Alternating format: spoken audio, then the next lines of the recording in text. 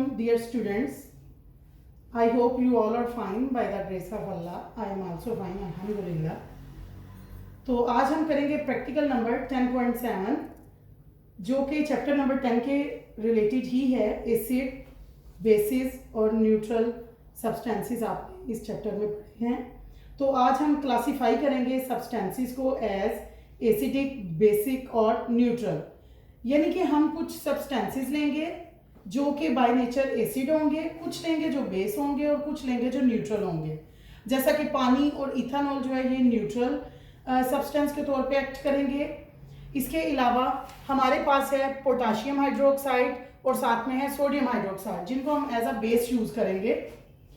तो as a base इनको use करेंगे। और एसिड में हमने लिया है हाइड्रोक्लोरिक एसिड और सल्फ्यूरिक एसिड। लेकिन इसके अलावा भी जितने एसिड होंगे, जितनी बेसिस होंगी और जितने भी न्यूट्रल सॉल्यूशंस होंगे, उन सब में ये सेम ही एक्ट करेंगे। और साथ में हम इंडिकेटर के तौर पे दो इंडिकेटर्स लेंगे। एक इंडिकेटर तो हम रेड और ब्लू लिटमस पेपर लेंगे और एक इंडिकेटर के तौर पे हम लेंगे एक लिक्विड जिसका नाम है ब्रोमोथाइमोल ब्लू। ब्रोमोथाइमोल ब्लू जो है, इसकी भी यही खासियत है कि ये जो एसिडिक सॉल्यूशंस होते हैं उनको टर्न येलो कर देता है।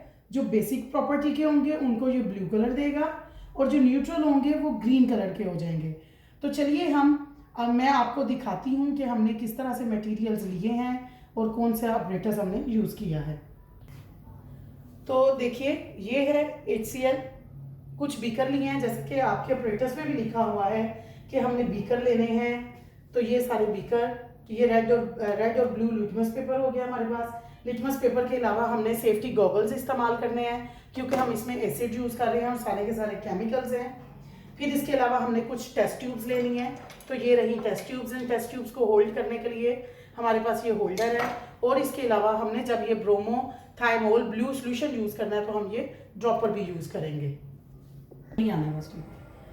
देखिए स्टूडेंट्स, हम इस तरह से एक टेबल ड्रॉ करेंगे, जैसा कि मैं आपको पिछले लेक्चर में भी बता चुकी हूँ कि हमने जब भी कोई एक्सपेरिमेंट स्टार्ट करना है तो हमने प्रेजेंट कैसे करना है। सबसे पहले हम उस एक्सपेरिमेंट का नाम लिखेंगे, फिर उसके बाद हम मटेरियल जो रिक्वायर्ड होगा, यानी कि ऑपरेटर्स और जो केमिकल्स हम यूज़ कर रहे हैं उनकी लिस्ट हम लिखेंगे। उसके बाद हम प्रोसीजर्स को स्टेप बाय स्टेप लिखेंगे। उसके बाद हमने अपनी ऑब्जर्वेशन को एक टेबल की फॉर्म में लिखना है, जिस तरह कि आपको स्क्रीन पे नज़र आ रहा है कि ये एक टेबल है जिसमें हमने एक लिस्ट बना ली है सब्सटेंसेस की। तो हम तीन तरह के सब्सटेंस यूज़ कर रहे हैं, एसिड, बेसिस और न्यूट्रल। तो इन तीनों सब्सटेंसेस की जो जो चीज़ें हम इस्तेमाल कर रहे हैं उन सबको हम एक लिस्ट में लिख लेंगे। फिर उसके बाद पहले कॉलम में हम लिखेंगे कि रेड लिटमस पेपर पे उसका क्या इफेक्ट हुआ है। दूसरे कॉलम में हम देखेंगे कि उसका ब्लू लिटमस पेपर के ऊपर क्या इफेक्ट आता है। ये दो हमारे लिटमस पेपर के इफेक्ट आ जाएंगे। नेक्स्ट फिर हम देखेंगे जो हमारा ब्रोमोथाइमोल सोल्यूशन है उसके ऊपर ये वाले सब्सटेंसेस क्या इफेक्ट देते हैं। और हम फिर उसके बाद जो रिजल्ट्स हैं वो लिख देंगे कि ये सब्सटेंसेस हमने क्या डायग्नोज किया कि whether these substances are acids, bases और न्यूट्रल बाय नेचर। तो स्टूडेंट्स, हम स्टार्ट करते हैं बाकायदा अपने प्रैक्टिकल का। तो देखिए, ये सबसे पहले हमारे पास है HCl।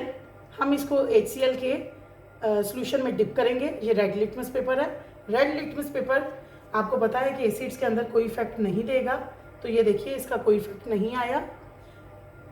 तो अब हम ब्लू कलर को यूज़ करके देखते हैं। तो आपको पता है जो एसिड्स हैं they turn blue litmus into red. तो अब ये देखिए स्टूडेंट्स, इसका कलर देखिए इससे मिलता जुलता हो गया है। तो इसका मतलब है कि प्रूव हो गया कि HCl ने एसिडिक प्रॉपर्टी जो है वो शो की है और इसने ब्लू लिटमस को रेड में टर्न कर दिया है। तो स्टूडेंट्स, आपको पता चल रहा होगा कि मेरा गला जो है वो थोड़ा सा ख़राब हो गया है, वो इन केमिकल्स की वजह से। तो इसकी यही एहतियात है कि आपने एसिड और बेस जो हैं, एक तो इनको बेयर फिंगर्स के साथ टच नहीं करना और दूसरा ये कि इनको आपने स्निफ नहीं करना। सूंघने से जो है वो गले के अंदर रैश हो सकते हैं। तो बस ये थोड़ी सी ये कॉन्सेंट्रेटेड एसिड से, जिसकी वजह से थोड़े फ्यूम्स जो हैं मे भी मेरे गले को टच कर गए हैं, आवाज़ जो है वो मेरी एकदम से बैठ जाती है। तो आपने इन चीज़ों का बहुत ख्याल करना है। तो चलिए, अब हम ये सल्फ्यूरिक एसिड है, इस बीकर के अंदर सल्फ्यूरिक एसिड है, हम 1 बाय 1 दोनों लिटमस पेपर को इसमें डिप करेंगे। तो ये देखिए मैंने रेड लिटमस को इसमें डिप किया है, there is no effect, no, I will dip the blue one, you can see it has changes. ये देखिए इसने चेंज कर लिए हैं अपने कलर, और ब्लू जो है वो रेड में टर्न हो गया। तो हमने देखा कि दोनों एसिड जो हैं इन्होंने रेड लिटमस पेपर पे कोई इफेक्ट शो नहीं किया, जबकि ब्लू जो है उनको इन्होंने रेड में टर्न कर दिया। अब हम यही एक्सपेरिमेंट जो है इसको रिपीट करेंगे अपनी बेसिस के सोल्यूशन के साथ। देखिए पोटाशियम हाइड्रोक्साइड का हमारे पास सोल्यूशन है, हम इसके अंदर पहले रेड लिटमस को डिप करेंगे। तो देखिए जैसे मैंने डिप किया ये फ़ौरन से ब्लू में टर्न हो गया, तो इसका मतलब है कि पोटाशियम हाइड्रोक्साइड ने रेड लिटमस को ब्लू कर दिया, जबकि मैंने ब्लू डिप किया तो ब्लू पे इसने कोई इफेक्ट नहीं छोड़ा, ब्लू ब्लू ही रहा। इसी तरह अब हम डिप करेंगे बारी बारी, एक और बेस से इसको करेंगे वेरीफाई। ये रेड लिटमस है, इसको मैंने डिप किया तो आप देखिए ये फ़ौरन ही ब्लू हो गया, ये मैंने ब्लू डिप किया तो वो ब्लू ही रहा।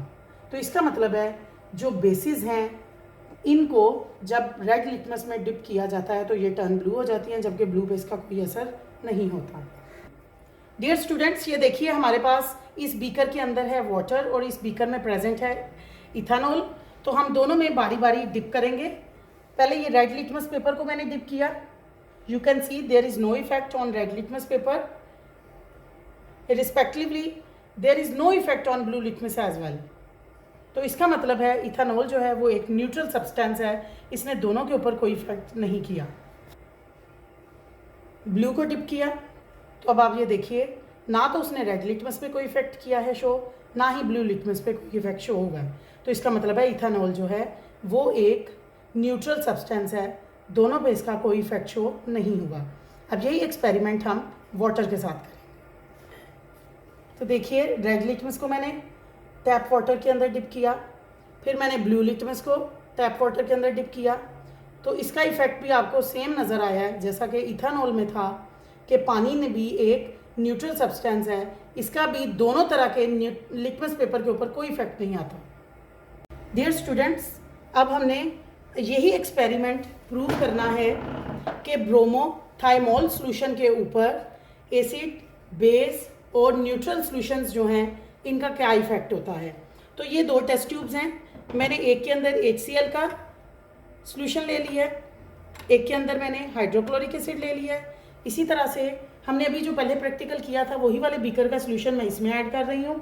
ये पोटाशियम हाइड्रोक्साइड का सॉल्यूशन हम इसमें ऐड करेंगे।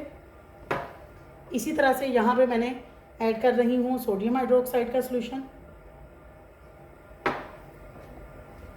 इसमें मैं इथानॉल ले रही हूँ और इसमें ले रही हूँ सिंपल वाटर। तो स्टूडेंट्स हम स्टार्ट करते हैं ब्रोमोथाइमोल ब्लू सॉल्यूशन के साथ। तो आपको मैं पहले ही बता चुकी हूँ कि एसिडिक जो सॉल्यूशंस होंगे उनको ये येलो कर देगा, बेसिक को ब्लू कर देगा, और जो न्यूट्रल होंगे उन पे कोई इफेक्ट नहीं छोड़ेगा, या फिर ग्रीन कलर कर देगा, या फिर अगर वो ब्लू ही रहेंगे। ब्लू वो इस वजह से रहेंगे क्योंकि ब्रोमोथाइमोल सॉल्यूशन जो है इसका अपना कलर ब्लू है। तो अब इसके मैं कुछ ड्रॉप्स लूँगी, ड्रॉपर के अंदर फिल किए। तो सबसे पहले मैं इसको HCl के अंदर डालूँगी।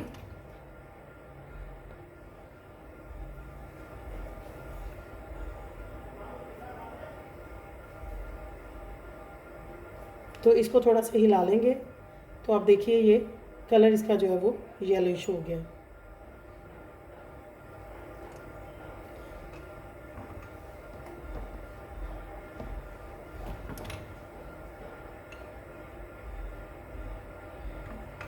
देखिए स्टूडेंट्स, ये मैंने ड्रॉपर की मदद से इसमें फिल कर लिया। तो पहली टेस्ट ट्यूब के अंदर हमने HCl लिया हुआ है, इसके अंदर हम कुछ ड्रॉप्स डालेंगे।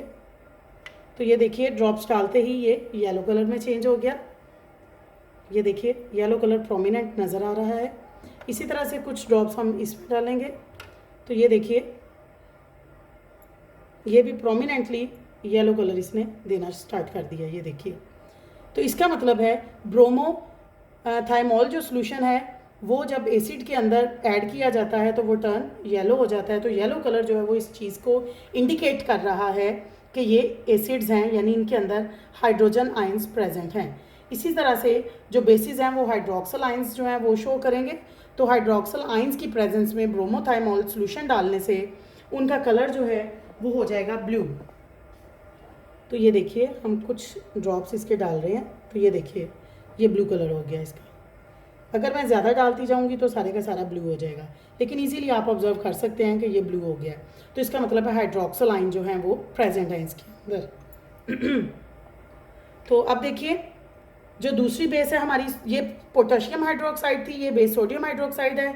इसके अंदर भी मैं यही वाला इंडिकेटर यूज़ करूँगी।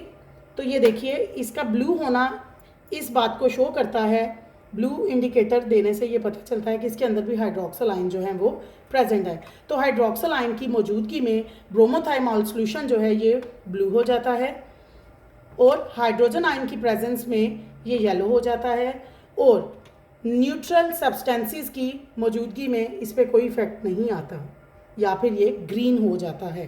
तो ये देखिए ग्रीन हो जाना भी इस बात की निशानी है कि ये न्यूट्रल है, या फिर कोई कलर ना आना भी इस बात की निशानी है, ब्लू, ग्रीन या कलरलेस।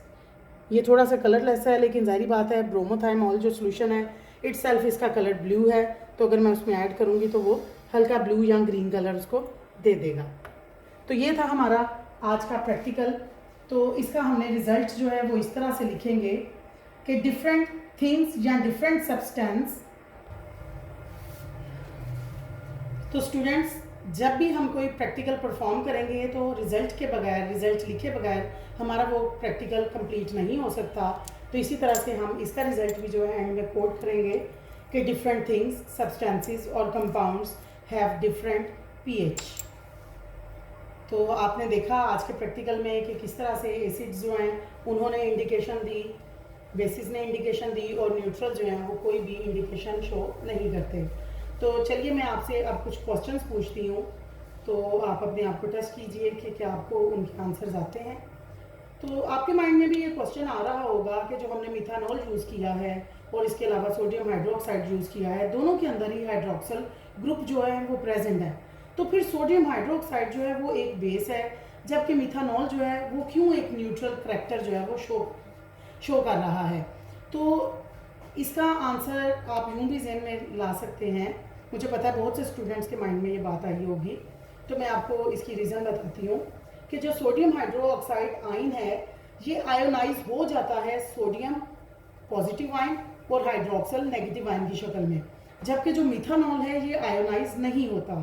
तो आयोनाइज ना होने की वजह से ये न्यूट्रल करैक्टरिस्टिक्स को शो करता है। तो अब आप मुझे एक आंसर देंगे। मैं आपसे पूछती हूँ कि जब एसिड को बेस से रिएक्ट करवाया जाता है तो आपने मुझे बताना है तो इसको न्यूट्रलाइजेशन क्यों कहते हैं, और साथ ही मुझे ये बताएं कि बेस और अल्कली में क्या फ़र्क है। ये क्वेश्चंस आप अपने आप से पूछिए, अपने उस्तादों से पूछिए और उनको आंसर भी बताइए। जज़ाकल्लाह खैरा। अल्लाह हाफिज़।